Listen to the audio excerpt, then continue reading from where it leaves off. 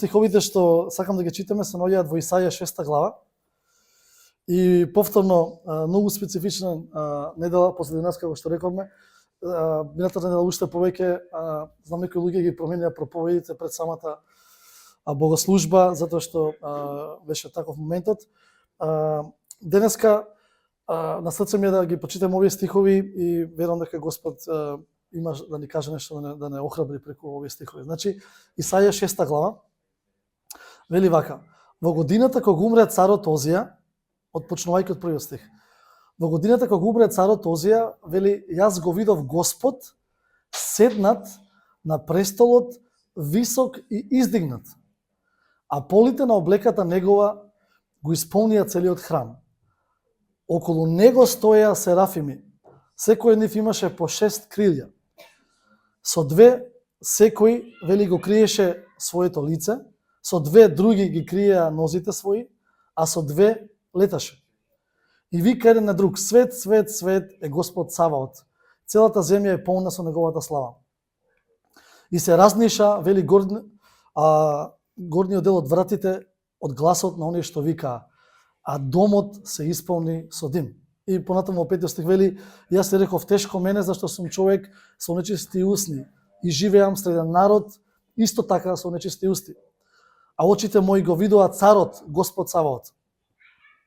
6 вели: тогаш долета до мене еден од серафимите со разгорен јаглен во раката, што го беше зел со клешти од жртвеникот, се допред устата моја и ми рече: ете тоа, вели, се допред устата твоја и твоето беззаконие е отргнато од тебе и гревот твој се очистен. И потоа, нели, вели, го чув гласот на Господ кој рече: кого да пратам и кој ќе отиде за нас? А јас реков: еве ме Господе, прати ме мене. Ќе се фокусираме, секако ви сакав да ви дам поголем контекст, меѓутоа ќе се фокусираме претежно на првите 4 стихови.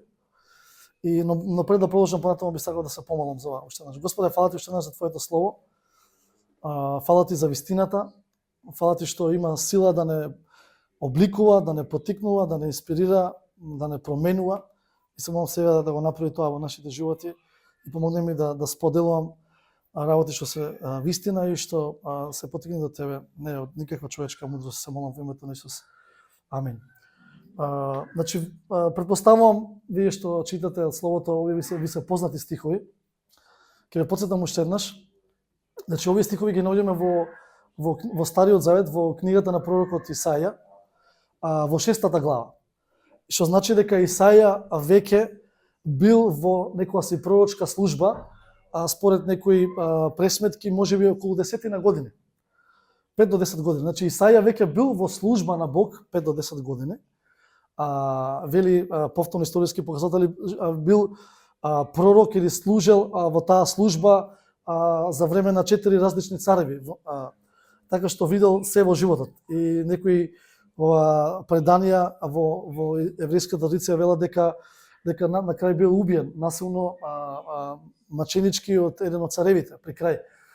И сега моментот што сакам да го запасиме дека Исаја како Божи служител, како пророк, служил веќе 5 до 10 години, меѓутоа овдека, во овие стихови што ги четавме, вели во годината кога умрел царот Озија, го видов Бог на начин практично кој што го немав видено до сега. И читајќи ги овие стихови, размислувам секогаш за тоа какво значење има царот Озија во случајов што неговата загуба за царството, односно за општеството во тогашното време, направи да го донесе Исаја во една таква, како да кажам, лична и духовна криза, да биде отворен или да биде ставен во ситуација или да биде во позиција да го види Бог на начин на кој што го немал видено до тогаш, иако долго време веќе бил во негова служба. И овде би сакал да кажам дека ние сите како луѓе кои што велиме дека го познаваме Бог или дека веруваме во Бог, ние сите живееме во некој начин во некоја прогресија на континуирано разбирање или доразбирање на тоа кој е Бог и каков е Бог.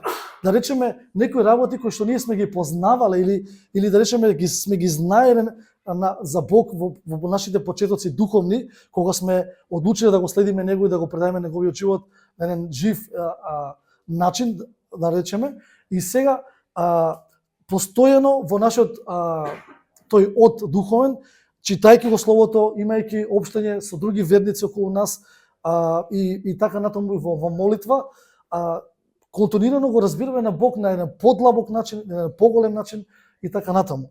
Сега Исаија го имал ова искуство.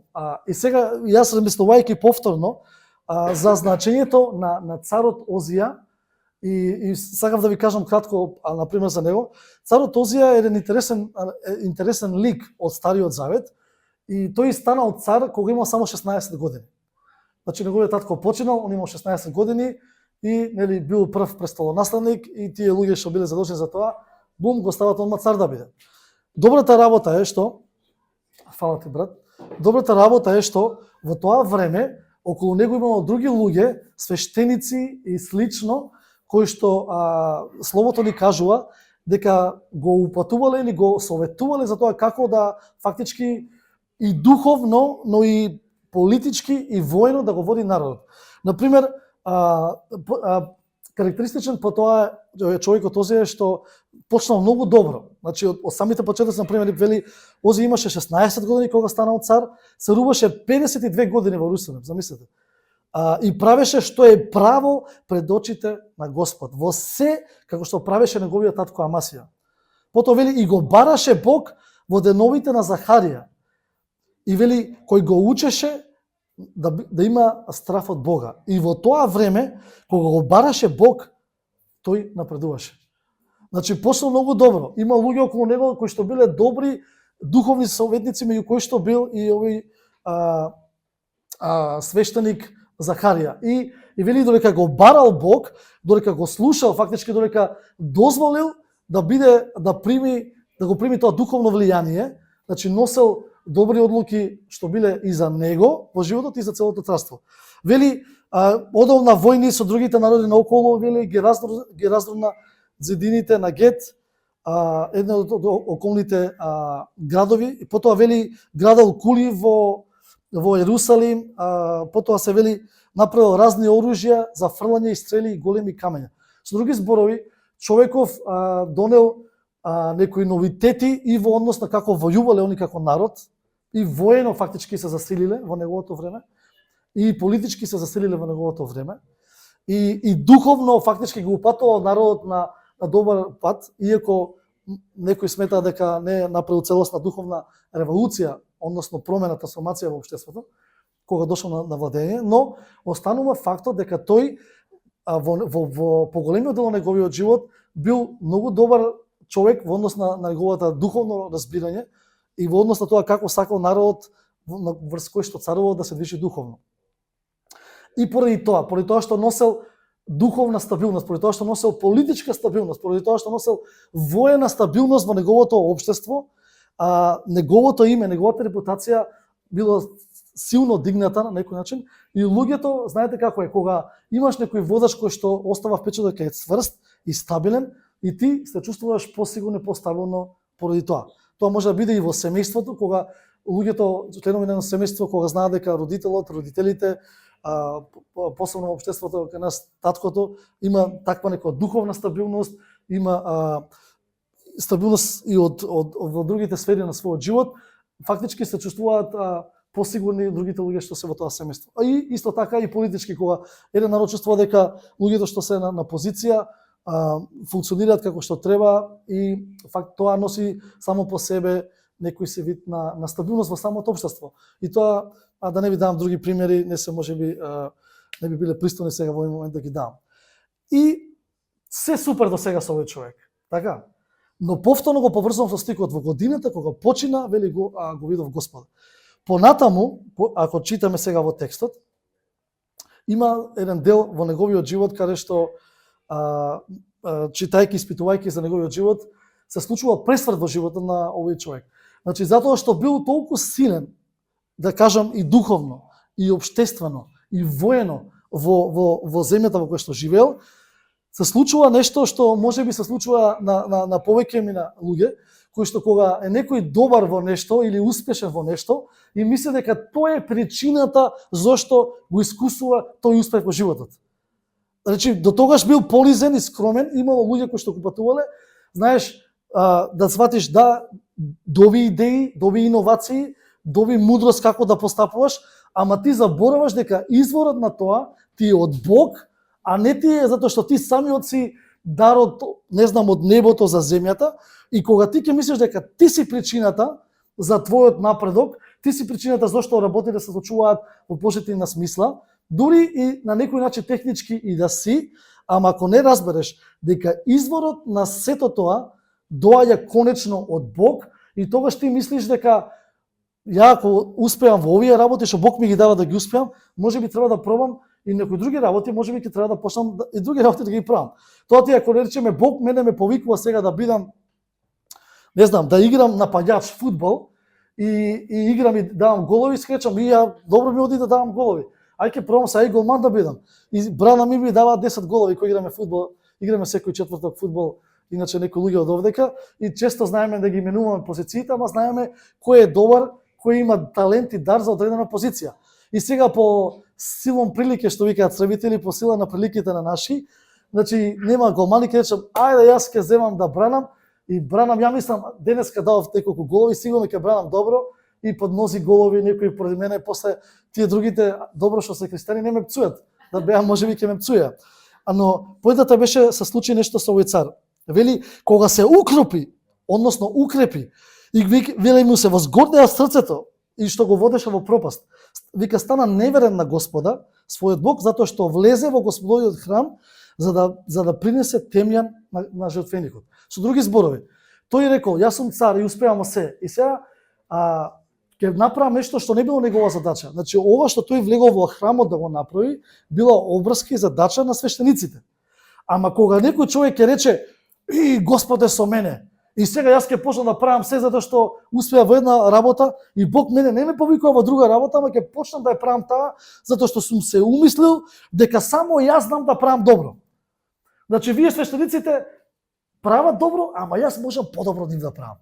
И затоа јас ќе влезам да го направам тоа. И тоа е кога луѓето повторно ќе кажат, не си го разбираат своето место во Божјото царство и општо во општеството. Ако сватиш ти и ако сватиме јас, Бог ме повикал за одредени работи и ми дал вештини и дарови, таленти да ги извршувам. И јас секако треба да дам се од себе да го правам тоа. Но кога ќе почнам да речам, леле, колку сум добар, колку сум јак, и сигурно ќе можам подобро да го направам ова и тие другите таму што го прават. И кога ќе влезам да зимам можности од другите луѓе, работи што другите луѓе треба да ги прават за да ги правам јас, да им го оценам тоа, а без Бог во исто време да ми даде повик за тоа, или да ме повика, или да ми даде ингеренции, тогаш фактички јас се ставам на позиција на Бог и велам, јас знам подобро од Бог, или јас можам да го направам повеќе или подобро од другите, и понесен од самиот успех во другите работи во мојот живот, јас почнувам да правам работи за кои што не сум повикан да ги правам, и од тука за овој човек почнува неговиот пат во животот, каде што повторно понесен од успехот и од напредокот на сите други работи кои што ги искуси, за кои што му беше доверено да ги прави и да ги искуси, и му беше даден дар од Бог да ги прави и да ги искуси, тој почнува да прави работи кои што не бил повикан. И тука беше падот. И потоцна да не одзема повеќе од времето, се разбол од една болест и повеќе години беше жив, ама болен, и неговиот син паралелно со него фактички бил го воделе царството. Не знам дали го имате гледано Храбро срце, каде што едниот од царевите, односно царот што беше во Англија, имаше лепра, а имаше синот ли негов, мислам дека беше кој што носеше као одлуки, ама пак на консултација со својот татко. Така беше овдека, значи тој си беше цар, меѓутоа неговиот син фактички го замени. Но да се вратиме повторно на ова.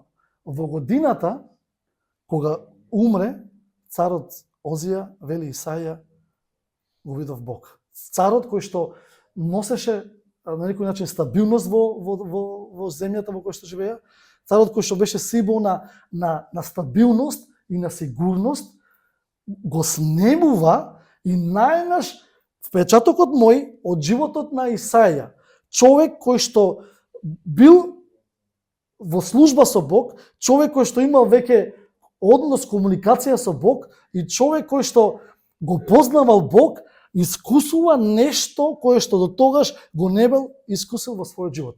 Тоа ти знаете како да ви кажам, браќа и сестри и пријатели, кога ние во нашиот живот некогаш се ослонуваме некои работи толку многу, што може да биде наша собствена сила, може да биде наш собствен талент, може да биде наш собствен дар, може да бидат луѓе околу нас.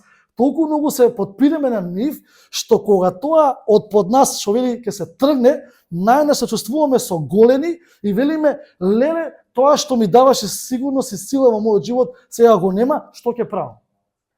Како што се случи со загубата на овој царов дека, кој што ви кажав, да не се повторувам повторно, какви национални впечатоци и општо увиди луѓето имале од неговиот живот.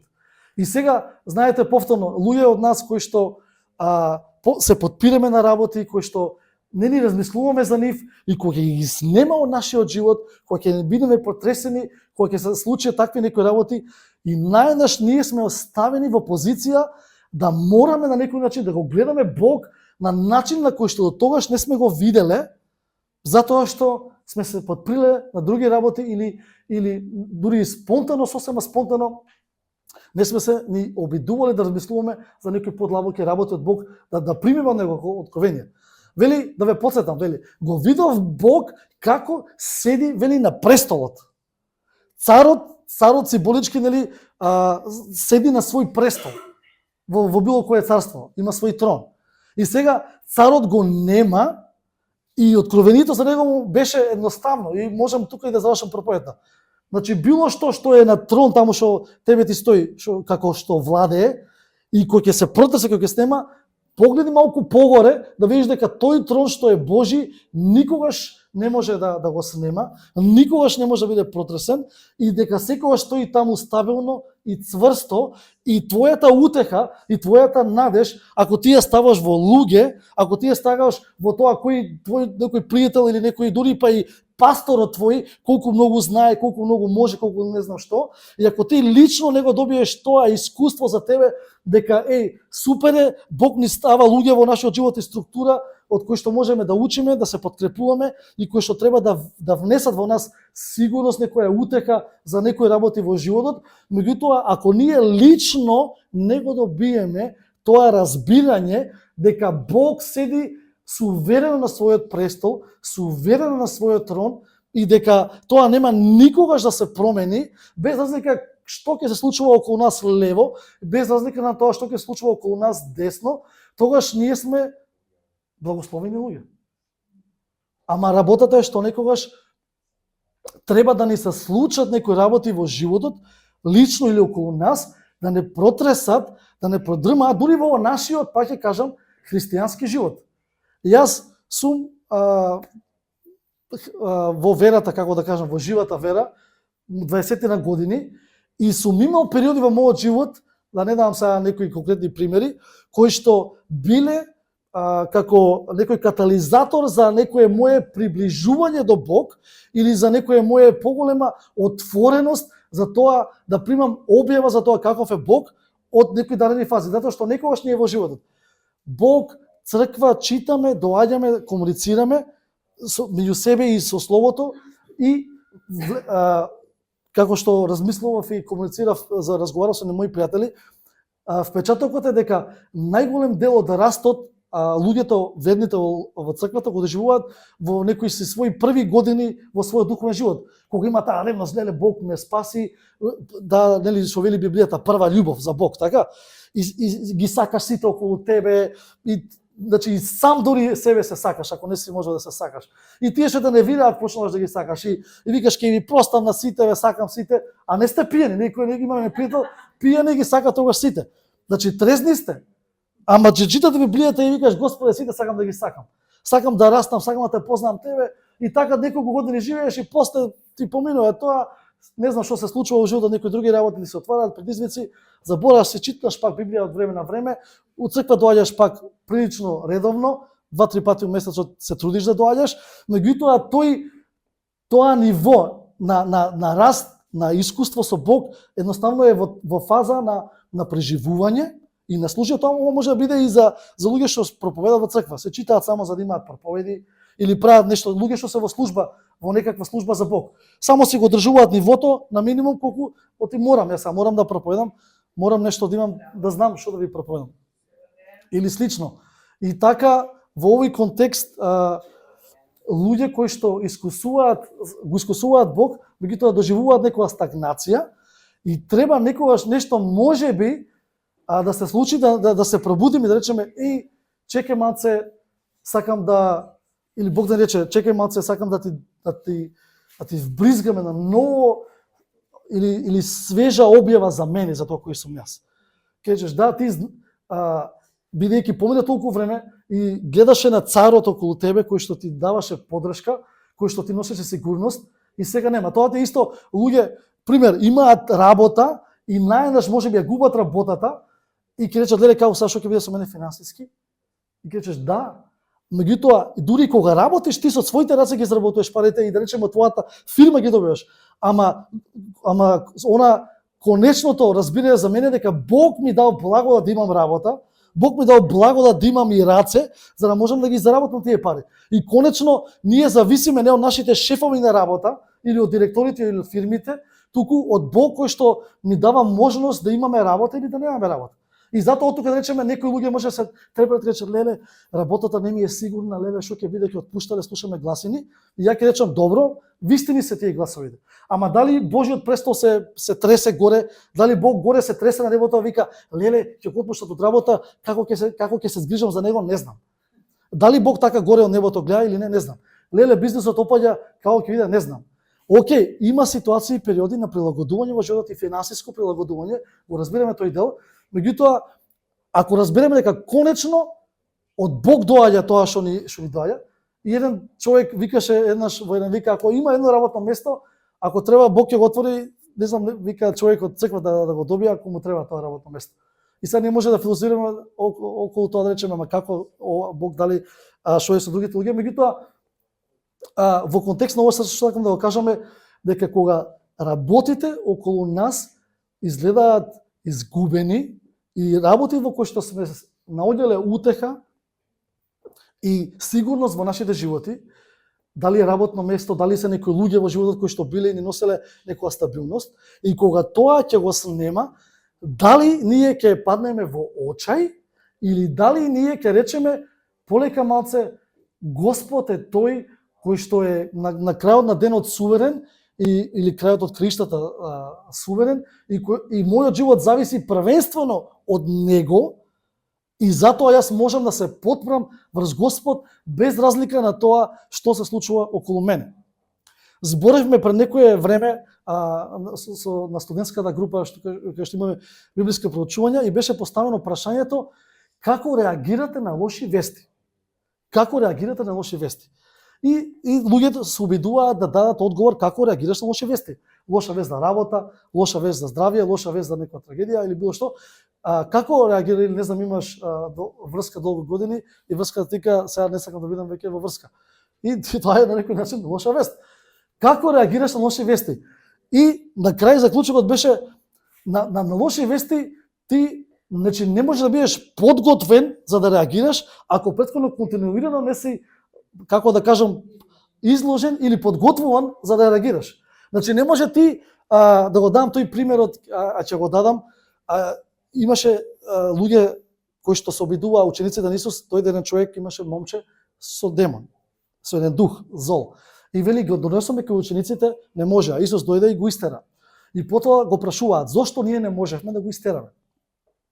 Исус кажа, овој род се истерува со пост и со молитва.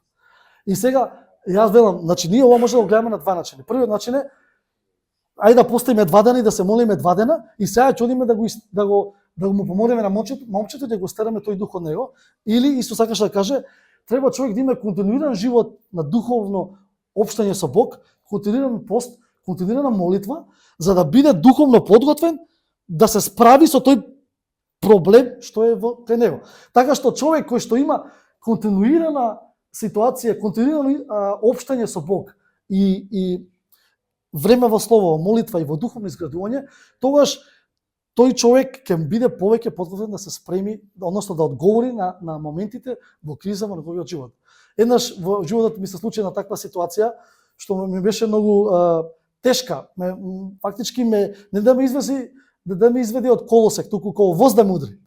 И разговарам со личноста и велам, значи јас можам да го издржам ова затоа што Бог е со мене, затоа што знам дека Бог е со мене.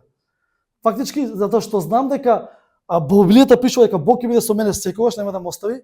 И кога Бог вели дека ќе биде со мене секогаш и дека нема да ме остави, не е тоа како некое, не знам, ќе бидам со тебе, нешто нема гале, како некоја си само мисловна идеја, Бог е со мене. Туку Бог иде со мене да ме оспособи, да ме охрабри, да ме подигне, да ме исцели, да ме обнови, така ќе биде Бог со мене, а не само со тебе. Бог ќе може да биде со мене, пола две работи не може да ги направи, не пола, ништо не може да направи. Не може да ме обнови, не може да ме подигне, да ме исцели, ништо не може да ме направи. Ама ако Бог вели јас ќе идам со тебе, повеќе од било кој цар, од било кој човек околу тебе кој што е важен, дури и духовен ментор или било што и да е, ако Бог е со тебе, тогаш Бог може да направи работи во тебе кои што никој човек друг не може да ги направи. И јас затоа може да кажам на таа личност, кога воз да ме удри, кога не еден воз, 15 воза се чувствувам како да ме удриле. Ама оти Бог е со мене, знам дека ќе го поменам ова. Еве жив и здрав сум, го поменав. Еве жена, две деца, тука сега пред вас таму. Ама појдата е повторно. Дали ние повторно зборувам со некои луѓе, не чекаме криза да нас најде во животот и тогаш да го бараме Бог. Криза, чекај сега ќе читам, чекај ќе се молам. Чекај работа да остана без работа, чекај сега ќе се молам, а пред тоа пола година не знаеш што е молитва. Или слично. Меѓутоа ако речеш јас како човек ќе бидам човек кој што ќе вложува во мојот духовен раст и напредок и така ќе бидам подготвен за било што во животот. И не да бидам шокиран. И повторно, тие луѓе се луѓе кои што имаат разбирање и свест дека што и да се тресе околу нас во личниот живот или општеството, колку и да е тешко, дека Божиот трон, Божиот престол никогаш нема да биде срушен. И повторно, ние како луѓе зависиме од Бог пред се и над се за се во животот, а потоа секако Бог употребува луѓе, ситуации околу нас и како и да е. Меѓутоа, на крајот од краиштата кога ќе седнам вечер ќе речам Господе, фала ти што имав храна и куќа, ќе речам да, ама јас си ги изработев парите. Фала ти што ми даде можност да го искусам тоа.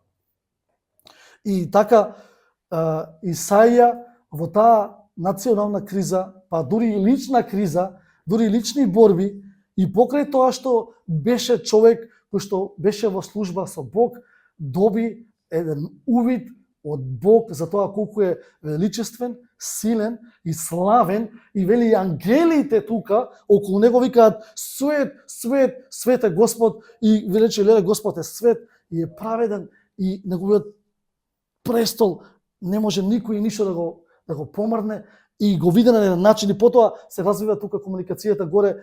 Најнаш он се почувствува, вели словото, дека е слаб и ништожен, и Бог вели немај гале, ангелот тука доаѓа, Серафимот, кој што во некои преводи се наречени како огнени битија, вели го допира со жарот од жртвеникот, го очистува и вели окей, сега те очистувам. Значи он свати и рече леле колку сум човек кој што сум ништожен. И Бог вика да, ништожен си. Не му рече така да, ништожен си, рече нема проблем, ќе те помогнам, ќе те очистам, ќе те средам, што викаат ќе те спастрам и ќе те употребам повторно за моја слава. И после повторно продолжува дискусијата, го слуша како Бог вели кој ќе оди за нас. И Исаја вели, еве сум Господе, јас ќуам. И од тука некои велат дека го добија тој втор повик за неговата служба Исаја. Значи тој бил во служба, тој бил во служење на Бог. Меѓутоа сега го искусил повторно еден повик, едно искуство со Бог што до тогаш го нема во својот живот. И фактички доживува иницијатор на седо тоа е смртта на царот, личната криза во животот и прашањата и седо тоа, и го има тоа откровение за Божјото владение на се, над се, и потоа се чувствува самиот слаб и ништожен, И потоа вели Господе, окей, ќе одам за тебе. Он одеше и до тогаш пророкуваше. И до тогаш му служеше на Бог. Меѓутоа сега според мене ја научи таа лекција. Ако речеме царот беше цар кој што во својата сила се возгордеа и не свати дека од Бог му беше се, и сега го имаше тоа искуство да свати полека човек, јас заслужам на Бог, ама некојаш можеби заборавам дека од Бог е се. И мојот дар на служење е од Бог. И тоа што го правам е од Бог. Јас не го создав тоа само од себе да го имам како дар. И затоа можам да му служам на Бог. И од прилика поентата што сакав да ви кажам за денес во една мисла е токму тоа, кога земните престоли се тресат, Божиот престол останува непоколеблив. И ние можеме да се потвреме и во таа утеха дека Бог е нашиот Бог. Дека повторно се околу нас да се тресе. Вели Библијата на едно место, се што може да биде протресено ќе се протреси, за да може да остане само тоа што не може да биде протресено. А единственото нешто што веројатно не може никој да ви го одземе е вашата вера и вашата надеж и вашето подпирање од Бог. Другите луѓе можат се да ви земат, работа може да ви земат, може да ви земат некоја позиција, може да ви земат било што. Меѓутоа тоа што е внатре во тебе, твојот однос со Бог, никој не може да го земе, освен ти да го речеш, ти го не, јас го давам само од себе.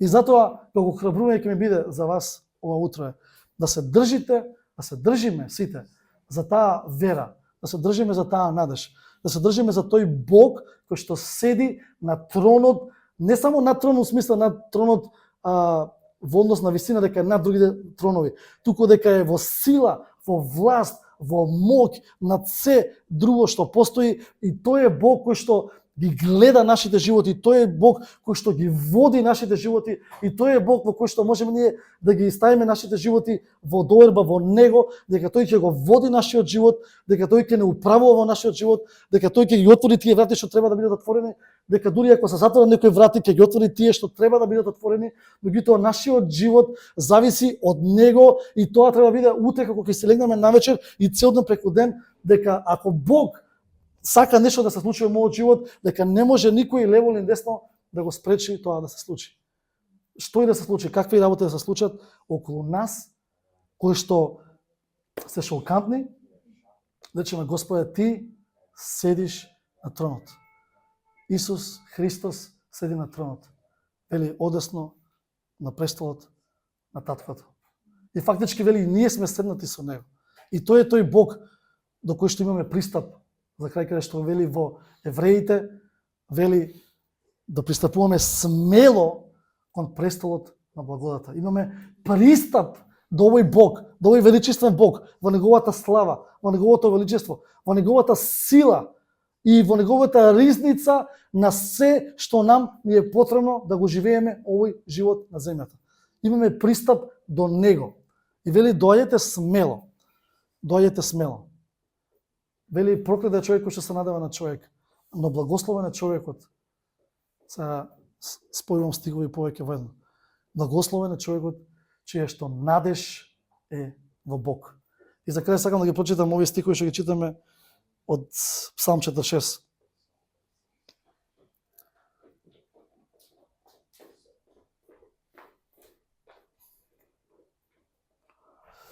Вели, мокнете и знајте дека јас сум Бог. Зборот мокнете или стишете се значи олабавете се, смирете се, престанете да се борите. Означува откажување од контрола и доверба во Бог.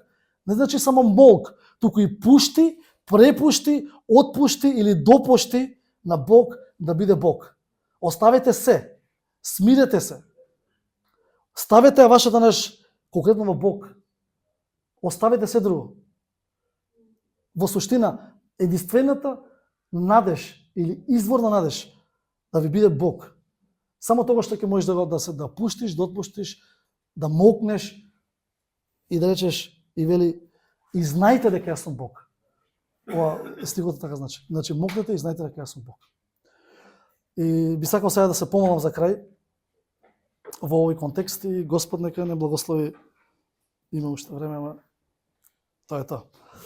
Господе, фала ти уште еднаш за Твоето слово, фала ти за Твојата вистина. Само да ни помогнеш на сите овде кај што сме присутни, да бидеме луѓе кои што ќе се подпираме на Тебе, кои што нема да го тргнеме од вид престолот небесен. И ќе се подпираме само на тој престол. И ќе разбереме дека нашиот живот зависи од тој престол. Вели словото, издигнувањето не доаѓа ниту од исток, ниту од запад, туку од Бог. И фала ти уште еднаш, затоа што ти си тој кој што ни помага да го градиме домот, да градиме куќата. Зидарите без твоја помош залудно се трудат. Прослави се уште еднаш во нашите животи и помогни ни повторно да не го тргаме погледот од Тебе и од Твојот трон во нашиот живот. И нашата надеж да биде секогаш првенствено и најмногу само од Тебе. Во името на Исуса молам. Амин. Ви благодарам што слушавте. Имајте убав остаток од денот. Останете секако, има уште кафе и чај или што има таму. Сакаш да кажеш нешто? Да. И тоа е тоа. Имате благословена недела пред вас. Господ со вас.